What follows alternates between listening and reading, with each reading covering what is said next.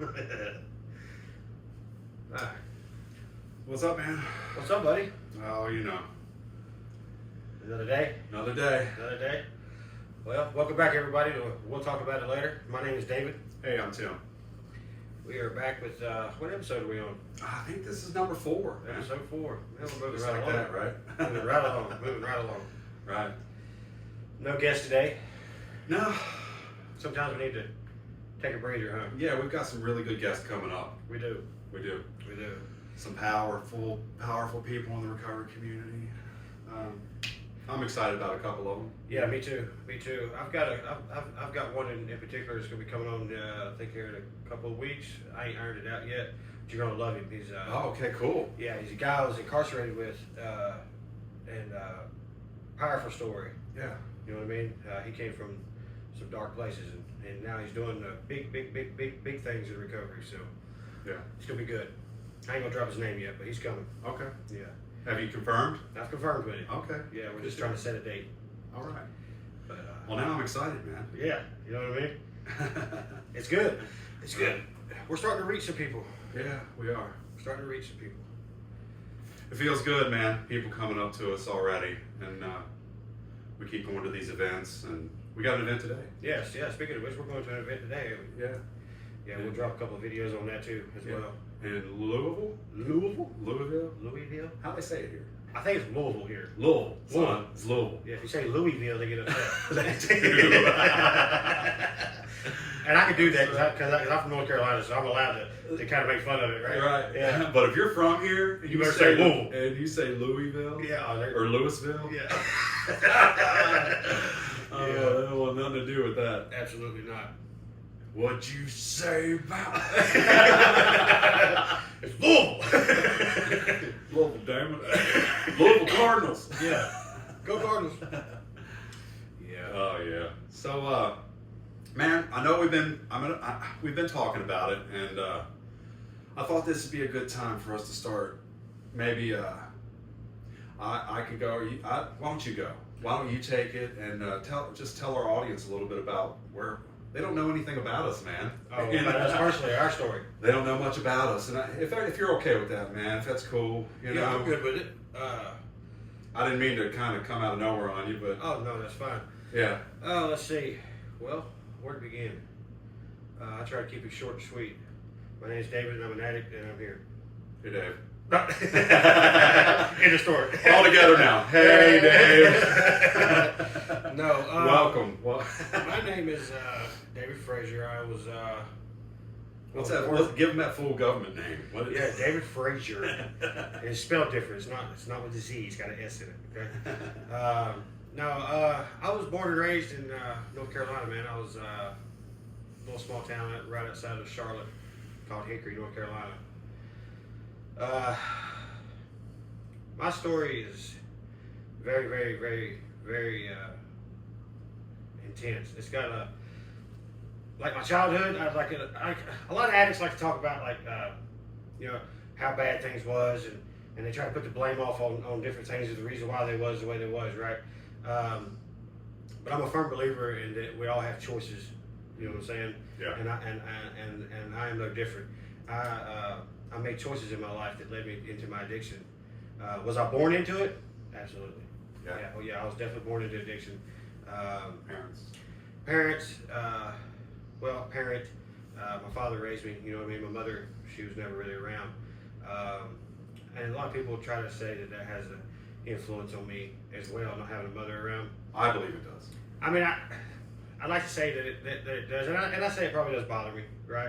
Certain things about it bothers me, but I've accepted it today. You know what I'm saying, for what it is. Let's just see here. I was born and raised in North Carolina. Things were wild. I grew up in a household where I didn't have rules. Okay. Zero rules. You know what I'm saying? Like, I did what I wanted to do, how I wanted to do it, when I wanted to do it. It did not matter. As long as I came home, when the street lights came on, as long as I was in the house, Yeah. I was good. I know that rule. You know what I mean? I mean, that was pretty much my rule. Yeah. I did a lot of school. School was kind of hit and miss for me. I did some public school. Then I went to I was a problem child, right? I like to fight, and I like to do all that stuff. So like in the 4th grade, they took me out and tried to homeschool me. Yeah. How'd that go? Great for me. You know what I'm saying? I loved it. What was the curriculum like? 28 grams on a scale. Oh no! So you got good at math. Yeah, got real good, real fast. You know what I'm saying? Oh my good Lord. No, for real, man. My dad was a good. He was a good dad. My dad was my ace. You know what I'm saying? He was my best friend. He taught me a lot about life. Not really gonna go too much into that with my dad, but he was a good person. But he allowed me to do things and taught me to do things that was not right. Okay. So I don't want to interrupt your story, but sometimes as a father we'll have problems being more of a friend than we will a father figure. Is that exactly? Do you find that? Exactly. Did you have that? Yeah. See, okay. Like my dad had three other children besides me, but they were all grown and gone when I came. I am the product of a one-night stand. You know what I'm saying? Here I am. You know what I mean? I was not playing. My dad had me late in life. Right. So he kind of he did things different with me. You know, he just let me do whatever. As long as I was happy and content, he was happy and content. You know what I mean? Right. We'll fast forward through all that. Though. I don't want to touch too much on my dad on here for certain reasons. Sure. Sure, man. But he was a good man. You know what I mean? He instilled a lot of core values and a lot of beliefs in me, but there was no structure, so to speak. Right. So by the time I was up into 16 years old, I'm wild. I'm doing what I want to do. I'm carrying a pistol, selling drugs. I'm full-fledged into life, skipping school, all that. Because at that age, the party was at my house. You know what I'm saying? Right. Party was at my house every Friday. No rules, whatever. So I got into that life, and that life kind of progressed on in. That's where my addiction started, right? Because it was cool to drink and smoke pot and smoke crack. I smoked crack one time for 10 years. You know what I mean? Yeah. So I did that, man. I got into the life, and I met a woman, and I had some kids. I've got quite a few children with different women. Don't want to get into that too much either. But I've got some kids. You know what I mean? Yeah. Went to prison when I was 18 years old. I did some time in prison, and going to prison was an experience for me. It was, when we're 18, man, we know everything, right? Can't tell us shit. Oh. I know everything. Yeah, right. Because I'm gonna tell you what, I was a badass until I went to prison. You know what I mean? Right. I get in there, and then I realized how skinny and how little I was. You know what I mean? Mm-hmm. And it was life changing for me. I'll tell you a funny story about prison. So is that when you started to bulk up? Yeah, that's when I started trying to get a little bigger. You know what I mean? Because you didn't just go to jail. You went to prison. I went to prison, North Carolina. You was behind the fence. Yeah. Okay. Yeah, I went to prison. And I'll tell you a funny story about prison real quick. Went to prison, right? I'm 18 years old, scared to death. Walk in there, think I'm big shit, Right. Then I get in there, and I realize, oh shit, this is bad. And then I start looking around, and I see the showers, because I hear all these horror stories about, don't drop the soap, don't, this is what you do, what you don't do. And I get in there, and I'm like, fuck, it really is 30 little spouts sticking out of the walls, no walls, no privacy, no nothing. There's guys lined up naked together showering. Culture shock. Yeah, and I'm like, bro. Complete culture shock for a young, impressionable mind, right? I'm not trying to do that. You know what I mean? Oh, man. So I get in there, and I thought, oh, man. Started looking at them. I was making my bed up. I was looking at the showers. I thought to myself, I'll wait till like 10:30, and I'll go there and take a shower and everybody sleep. So that's what I do. Get in there and start showering, Then they're washing my hair, and I hear, at this day and time, we had the Bob Barker sandals, the hard ones. Yeah. So they come, I heard somebody clunking up behind me, Turn around and look, there's this man standing there. And I was like, what's up? He's like, what's up with you? I said, nothing, showering. I said, what's going on? He's like, you know what's going on. He said, you gonna service me today. I said, whoa, okay. Whoa. So I look away and I didn't know what to do and I'm scared. Whoa. I'm terrified. You know what I mean? Yeah. And this is how I got my nickname in prison. This is the reason why I'm telling you this. So I get in there and I keep showering. He comes walking up behind me. I said, you're right, come on. So he comes walking up. I'm showering. I'm scared to death. Don't know what to do. Then I thought, fuck it. I'm just going to hit him. You know what I mean? He gets right behind me. I turn around and I reach for the mud and I hit this man as hard as I can hit him. Now, mind you, I'm like 180 pounds soaking wet. This dude's like 250. You know, big dude. Right. I hit him, slide him. He goes on his back. I jump on top of him, and I'm beating on him. Right? COs come in there and they break us up. Well, in the meantime, I didn't realize it, but where I'd been washing my hair, you know, I had a little bit longer hair at that time. I'd been washing my hair. Well, all this soap was running down my face. When I'm fighting this dude, it's running down my face, and I start blowing bubbles. So when I come back on the block after my 30-day hole shot, they all call me Bubbles. Yeah, nice little nickname, you know what I mean? Right. But yeah, this is just a funny little story. But yeah, I went to prison, man. I got out. I decided that I was going to continue. Yeah, Bubbles, right? Yeah. So let somebody call you Bubbles. Yeah, definitely Bubbles. Yeah. You know what I mean? Oh man. So I went to prison, man. I decided that that was going to be my life, and that's where my addiction spiraled out of control. Was because like I went to prison and I accepted it that this was going to be my life. Okay, I was okay. You got comfortable. I got comfortable there. I fit in. I did more drugs inside of prison than I ever did on the streets. Is that right? Oh yeah, it was plentiful in there. Plentiful. I was always curious how they got them in. Man, you got work release and stuff like that brings them in. You know what I mean? And that's about as far as I go to that. Sure. You know what I mean? Yeah, I was just curious, man. People bring it in. It gets in. You know, it gets in there. It's going to get in there. It's going to get in there. Whether it's an inmate, whether it's a CO, it's coming in. Oh, you know what I mean? Yeah. Okay. So, we'll just leave it at that. Yeah. Let's just leave it there. So I did a lot of drugs in there, and my thing was I sold cigarettes in there. So I sold cigarettes, roll-ups, and got paid in stamps. Postage stamps was our currency, and so I did that, and I started doing that. Well, then when I got comfortable there is when things got scary, right? Because when I got out, I wasn't out very long. I was only out a couple months, and I went back for another stay. I decided that I was okay with that. Got out, and at this time I've got a couple of kids, and my addiction goes full blown. This is when I started dabbling in the heavier things. You know, I'm shooting heroin. I'm an IV user. Okay, I started. I'm shooting meth. I'm shooting heroin. I'm eating ecstasy. I'm doing MDMA, liquid acid, peyote button. I did peyote button. You know what I mean? I've done all these things. What is peyote? Peyote button. I know what peyote is. The Indians do. Peyote That's button. Spirit world shit, right? Yeah, it's the flower off the cactus, right? That you get up there in Arizona, and they take the flower, they pick it off, they set it out in the sun, and it'll curl up, and it'll look like a little button on a pair of pants. You just eat the whole button. Ah. You know what I mean? And you're talking about to the moon house. To the moon house.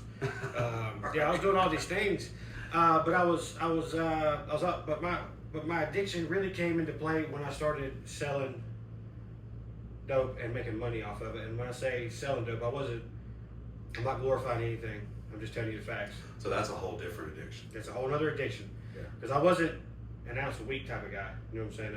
You're moving weight. I was moving quite a bit of weight. Okay. My thing was running dope from North Carolina to Ohio. Did that for quite a while. Crossing them county state lines. Interstate commerce. Or interstate commerce, excuse me. Yeah. It's a bad hammer jammer. Okay. It's actually how I wound up in Kentucky. My friend David Frasure, he came to Kentucky and never left. Yeah. I got pulled over on a Friday night and here I sit. Shit. Yeah, my life is crazy. I always cracked up when you told that story, man. Yeah. I mean, he came here on a Friday and he's been here ever since. Yeah, and that's real. Yeah. I mean, it's real. I got into a level of distribution that was a little bit scary, man. I was moving from North Carolina to Ohio twice a week, and I was making money. And so I got greedy. Okay, everything was fine until I got greedy. More money, more problems, right? So I decided that I was going to recruit a person to drive another run for me, pay them a certain amount. I was going to clean off the top. Got to expand. Yeah, All right. of course. You know what I mean? Entrepreneur. Entrepreneurship. Yeah, you know what I mean? Everything was good until that happened, you know, and when I done that, things got a little dicey. Some things got said. I got fooled into thinking, because the other driver was a female, okay? Yeah. And so I got fooled into thinking that the person she was going to meet was being inappropriate with her.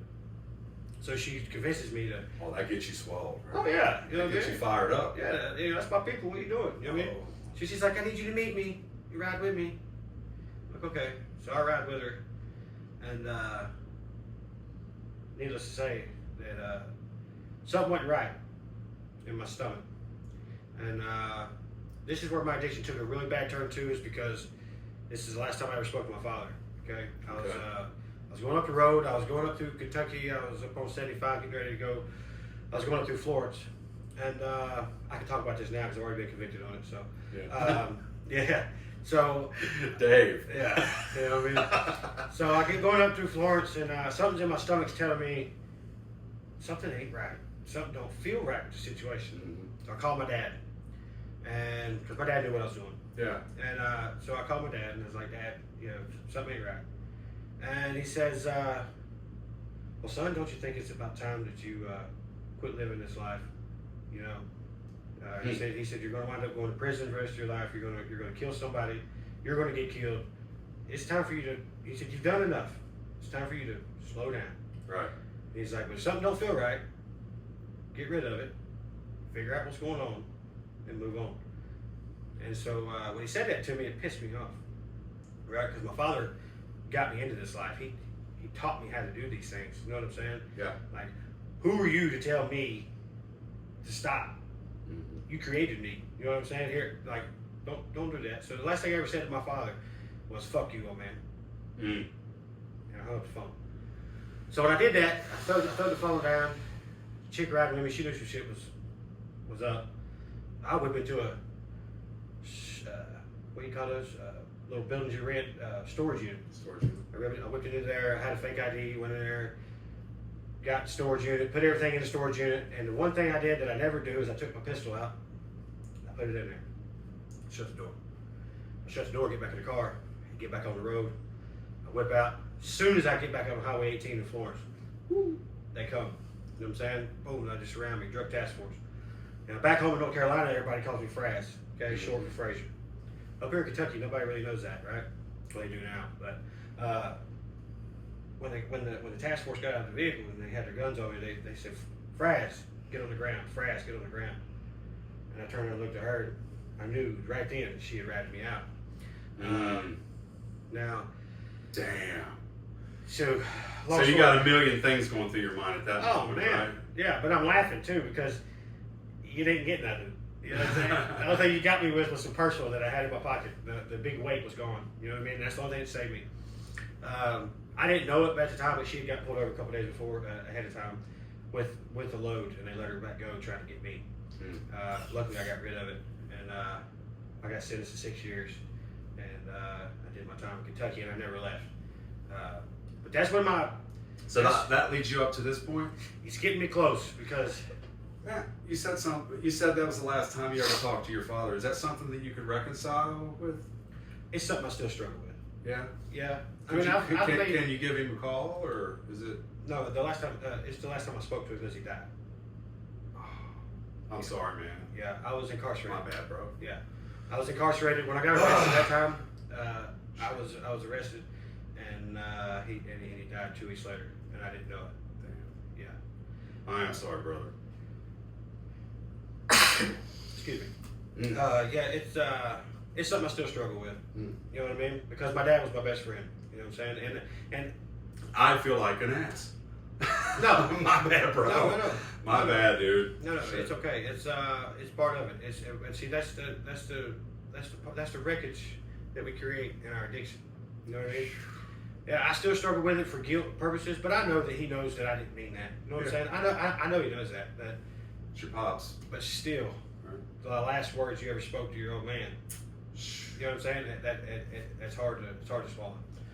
But moving forward, but see, that's what fueled me to go back into my addiction heavy when I got out. Also, you went back. And I went back. Oh yeah, okay. when I got out. Okay, I thought that was leading up to this point. No, so you went back. no, I got out on that 6-year bit. I got out. I made parole. Went to SAP, made parole, and when I made parole, I went to a sober living house in Lexington on 5th and Ohio called the Hilton House. Shout out to the Hilton House. It's a good house. Sorry I didn't make it. I went there. It was a good place. I was there for like a week, and then I met a woman and took off, and we were back in it. And when I say that I was back in it, I say, I went deep, real deep. And that part of my addiction is a lot of what formed me of what I am today, right? Because I went into some dark places in my mind. Well, at this point, you've got a lot of knowledge. Right. You went through the SAP program. You got a lot of knowledge about the recovery process and the addiction process. Yeah, but I faked it. And you still got that knowledge. I heard a little bit of it, but I was faking it. Faking it until you make it. Just to get out. That's all I was doing, And shout out to Shelbyville County SAP in Kentucky too. They got a really good program. Sorry, I faked it. I faked it all the way through, and I got out. But man, I'm telling you, Tim, that's when I went into some dark places in my mind. At that point, I didn't care if I lived or died. I didn't care if you lived or died. I didn't care about nothing. You know what I mean? I'm not going to incriminate myself, but I did some really bad, foul, terrible things to people I knew, people I loved, people I didn't know, people I didn't love. It didn't matter. If you had what I needed to get my fix, I was getting it. And that's where I reached the lowest point of my addiction. Was that time. I understand. But then I got good. I thought, okay, because the woman I was with, I was overdosing every day, if not every other day. Okay, I was because I didn't care. I wanted to get there. Overdose, like OD, like dying. Dying. Yeah. Yeah. It was getting to the point to where first couple times, just Narcan, I'm back. It was getting to the point to where she was having to call the ambulance because 6 Narcans in, I'm still laying there blue, and the ambulance comes in, they work on me, sternum rub me, all that, get me back, finally get me back, and I wake up mad because how dare you Narcan me? How dare you bring me back? You know what I mean? I wasn't dead. I was in the place I wanted to be. That's how sick it is. You know what I mean? And in those times, Tim, I met people. They would get some dope. They would OD, right? It turned blue. My mind is, I gotta get that dope. Oh man, I gotta get that. That's the fire right there. That's that good dope. That's the good shit. I gotta get that. Wow, man. That's how sick I am. I'd go through his pockets while he's dead and get his dope, and then tell somebody to Narcan. You know what I mean? So when I say that I was a gutter junkie, that's what I mean. I went to nothing was off the table, as long as I could get my fix. And that was a dark time for me. But our stories are so different, man. But I really need to hear your story. Yeah. And I'm leaving a lot out. Powerful. Yeah, I'm leaving a lot out for certain, purposes. Yeah, sure. But I just. So tell us, did you go back to jail? I did. Oh man. So your story's littered with jail time. Tim, I have spent more time. How much time? We're looking at right at 16 years. 16 calendar years. Yes. Yeah. In and out, prisons, jails, Class C facilities. I'm not bragging, but that's if you look on arrest.org, I've got mugshots across the country: North Carolina, South Carolina, Florida, Texas, New Mexico, North Dakota, South Dakota, Mississippi. I've been across the country, and I was doing travel. Just raising hell a whole bunch. Just raising hell. You know what I mean? And it's not good, But the David I know now, it just seems like so far removed from the guy that you described, man. Yeah, and the scary thing though is Tim is he's still in there. Yeah. And I tries to rear his ugly head. I still have moments. I still have moments. That I go through things. Yeah. And it's scary, but it's still in there. But yeah, I went back to jail, Tim. The woman I was with at the time when I was overdosing all the time, she decided that she was tired of watching me overdose, right? She's like, look, you gotta quit. You know, you gotta quit. She's like, do meth. Just do meth, but quit doing heroin. So I got on Suboxone and I quit doing heroin. So I did meth for a little bit, right? And this is when I got good. When I thought I was good, I was able to be a chameleon. I was able to hold down a business. I was able to make money, have a house, all these things while doing meth, right? Well, then I got caught again. This time when they caught me, it was with quite a bit, allegedly, with quite a bit of stuff. This case is still open. Yeah, I got to go to court for it next week. So allegedly they caught me with. You're still fighting cases, Bob. Yeah, still fighting the case. So they caught me with. They allegedly caught me with some things, and so I go to jail. Now, even though I'm innocent, you know what I mean? I know you was innocent, dude. Yeah, innocent. I got a blessing of a lifetime. You know what I mean? I got a blessing of a lifetime. I went to jail, and they offered me rehab. Rehab. You know, and they said the judge told me. He said, I'll take that. He said, we don't let people like you go to rehab. I said, what does that mean? He said, Mr. Frasure, your record, you are not a candidate, a prime candidate for rehab. We know you're going to run. You know, and so I'm gonna give you a chance because I had co-defendants and my co-defendants got rehab. So you had to show me the same leniency, right? So I got my chance. This is here in the Commonwealth, right? This is here. This is what led me to here. So I went to a rehab, New Day Recovery Center. Shout out to New Day, saved my life. New Day. New Day, thank you. I went to New Day Recovery Center, man, and I excelled in it because I was broke. You know, I was completely broke. Broke money, broken soul, broken mind, just broke. Did you want to run? Yeah. Did you think about running? I did. There was a man there that stopped me from running. I can't mention his name, but he's a good friend of mine.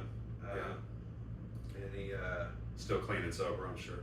No, he's actually back in the friend that stopped you from running. Yeah, he's back in the madness. He's back in the madness. Yeah.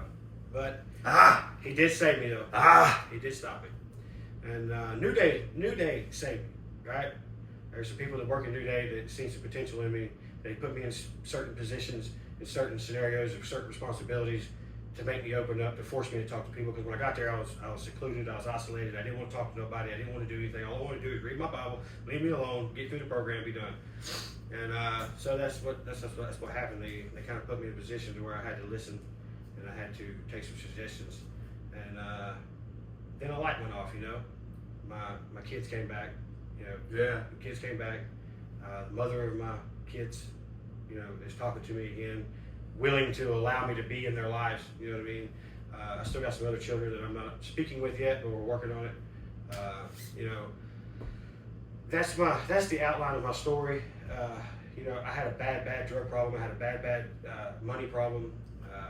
I was addicted to the lifestyle, fast money, fast women, drugs.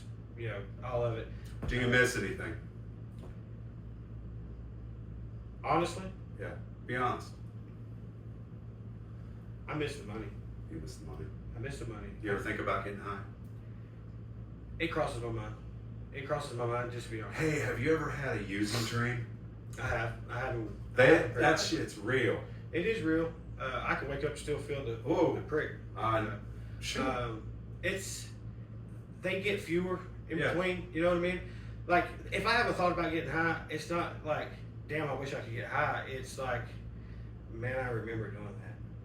You know, man, I remember how that feels. And that's one thing beautiful about working in recovery is I get to see it day and day and day. That's one thing. We keep putting we recognize the situations that we put ourselves in that led us down a certain path. And now here we sit doing a recovery-based podcast because we know how important this is for us. Yeah. And I hope it helps someone out there. Me too. I really do. But this is our therapy as well. This is for us. Yeah. And we just hope that it reaches somebody that needs to hear it, man. I know we pound you over the head with that, but that's really where we're coming from with this thing. Yeah. It's intense, man, and it's hard and it's a struggle. And I'd like to sit here and tell you that when you get sober, that everything's going to be okay, right? I think I've been putting a lot of thought into this, David, and Thank you for sharing your story, by the way, man. It's a powerful testimony. It really is, man. I had to leave some details out, but strictly for certain purposes. But some of it just blows me away, man. Like the amount of jail time and everything. It's ridiculous, but it is what it is what it is. I've done more time behind bars than I have on the streets. You know what I mean?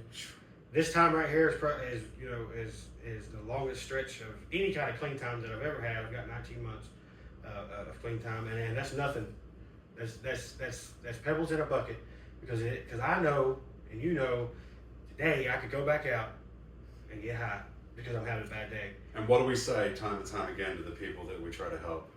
Look, we're just one mistake, one bad decision away from being. And that's it. That is it, man. And that's where I have to keep myself humble. I have to remember it, and that's what's the beautiful thing that working in recovery does for me, is that I'm able to. I mean, I hate to say it, but I relive a lot of things every day by watching these people come in. It keeps a fresh reminder on my brain, like, hey, that's what you look like. I want to say this before I forget it. Oftentimes we think of the goal is sobriety. No. Why don't we make what would be so terrible about sobriety being the baseline?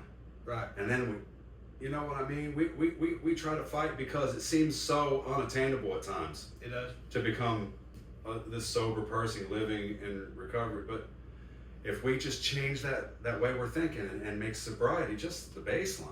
Yeah. And then we grow from there. That's when we really start to see the blessings and the. I always tell everybody about when I'm trying to explain that scenario, because everybody say they need that aha moment, right? I never had an aha moment. Me neither. But one thing I've noticed that in recovery is if you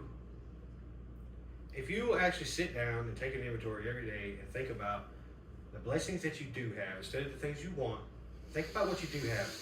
You got a roof over your head, you got something to eat, you got clean clothes, you got a job. I could go on and on and on of all these small blessings that I have every day, right? If you add all those blessings up together, there's your aha moment. There's your big blessing, because that's what it's all about. Sobriety is not easy. Life is not easy after getting sober, because I can tell you right now it's hard. But I will tell you that if you keep putting forth the work and you keep putting forth an effort, not talk about it, be about it. Stand on business. You got to stand on business. You got to show effort. You got to show initiative. If you do those things, the recovery community is huge, and people help. It's growing. And it's growing tremendously. Look, I've been out of jail for 90. What's today's date? Today is the 29th? 29th or 30th? 30th. 2 more days. I've been out of jail for 90 days. Okay? 90 days. I've already got my own apartment. You went back to jail. I did go back to jail. After treatment. Man, you did. I'm not laughing at you. Hey, yeah, I'm laughing at the situation. You did go back to jail. That's the wreckage of our past, man. Woo! I had warrants. I had to go take care of it. Yeah, I had to go back. But 90 days out of jail, I've already got my own apartment. I work a full-time job. I'm employable today. People trust me with keys to the building today. You know what I'm saying? They trust me to work with 100 clients. You know what I mean? Yeah. That's insane to me for people like me, right? But it's because we put forth the work, we put forth the effort. People can see the potential. They can see that you're trying and that you want to help these people. And that, to me, that's what keeps me sober. You just kept trying to do the next right thing, and man, did things work out for you. It's working out. With your back against the wall. Yeah. It's working out, man. And that's my blessings. You know what I mean? That's my aha moment. And well, I know how much you've meant to my recovery, man. I'm grateful to call you my friend, brother. I love you, Dave. And I just want if you could say something to somebody struggling right now that's sat here and listened to what we had to say, and they're looking for something different and they want to get help. What would you say to them? I would tell them surrender. There's no shame. There's nothing to look down on. There's nothing wrong with surrendering and asking for help. Once you ask for help and you sit still and take some suggestions, you'll get it, man. You gotta want it. You gotta want it. And if you want it, it will come. And it's gonna be hard. And it's hard work. It's super hard. It's the hardest thing I've ever done in my entire life. But it's so rewarding today because I know that most likely when I go home today, I'm going to be sober when I go home, and I'm going to go to bed sober, and I'm going to wake up sober tomorrow if the Lord allows it. Yeah. Don't be ashamed to surrender. Don't be ashamed to reach out.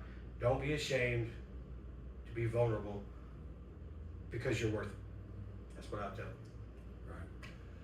Thank you, Dave, Thank for you, sharing. Dave. I appreciate it. Hey, I just want to real quick make sure you like, follow, subscribe to our page. We are across the board. Yeah, and follow the links. Drop a comment. Let us know what you'd like for us to talk about. We'd be more than happy to touch on anything you guys feel like we'd be able to help out with. It's kind of like our little hook, right? You drop a comment, you give us an idea, and then we'll talk about it later. Yeah. You know what I mean? It's kind of what we're doing. It'll help us out, it'll help you out, and if it helps you, then we accomplished our goal today. But yeah, that's about all I got. We are across the board. YouTube, we got YouTube channel, we got Spotify, we got TikTok, we're on Facebook, Instagram, we're on Instagram, everything, man. We're across the board. So full episodes can be caught on YouTube, Spotify, and the Facebook page. Anything else like TikTok, stuff like that, we'll be dropping reels and things like that. But yeah, please like, follow, subscribe, do all those things for us to help support us so that we can continue to make content for you guys. And we appreciate you being out here with us. My name's Tim Lewis. My name's David Frasure. We'll talk about it later.